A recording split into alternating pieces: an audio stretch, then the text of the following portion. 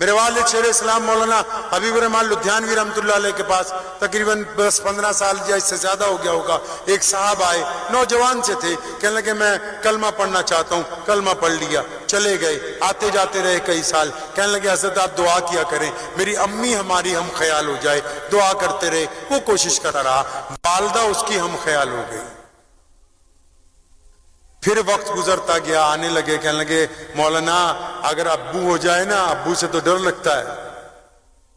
اگر ابو بھی مان جائے نا ہماری بات تو ہم پھر بے فکر ہو جائیں۔ تو ایک دن آیا خود ہی مٹھائی لے کے کہ حضرت میرے ابو بھی میرے ساتھ آئے ہیں۔ تو اس کے والد کا جو اس نے واقعہ بیان کیا وہ آپ کو سنانا ہے۔ وہ دونوں ماں بیٹا کہتے ہیں ہم نے ان کو اپنے بیٹا کہتا ہے میں نے اپنے والد کو جس دن بتایا اور میری والدہ نے بتایا کہ ہم نبی علیہ الصلوۃ والسلام کے دین پر ہیں، تو ہمارے والد نے ہماری طرف گھور کے دیکھا اور ہمیں کہنے لگے اچھا تم دونوں یہیں بیٹھو۔ وہ اپنے کمرے میں گئے اور کمرے کی کنڈی لگا لی، ہم نے دروازہ کھٹکھٹایا، ہمیں خطرہ تھا کہ کہیں اپنے آپ کو کوئی نقصان نہ پہنچائیں، تو وہ اندر سے آواز آئی کہ اندر باہر جا کے آرام کرو، صبح کو میں اٹھوں گا تب تم سے بات ہوگی۔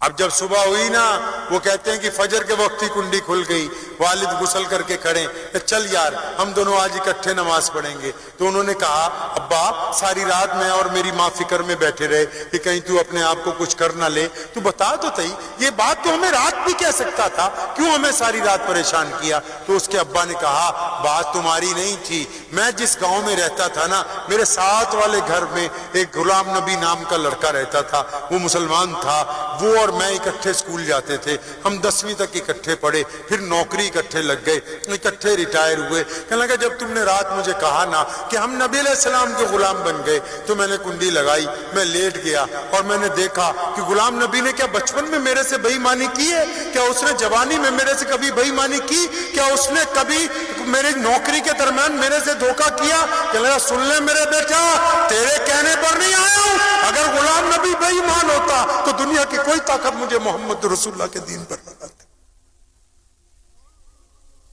بتاؤ تو صحیح، اسلام یہ نہیں کہتا کہ ساری دنیا ایمان لائے گی، لیکن اسلام یہ چاہتا ہے کہ ایمان والوں پر کوئی انگلی نہ اٹھائے۔ اسلام نے کہیں نہیں یہ لکھا کہ پوری دنیا مسلمان ہو، نہیں، لیکن اسلام نے یہ پابند کیا ہے کہ جو محمد الرسول اللہ کے غلام ہوں گے ان کو سر سے پیر تک دیکھ کے لوگ یہ کہیں گے کہ یہ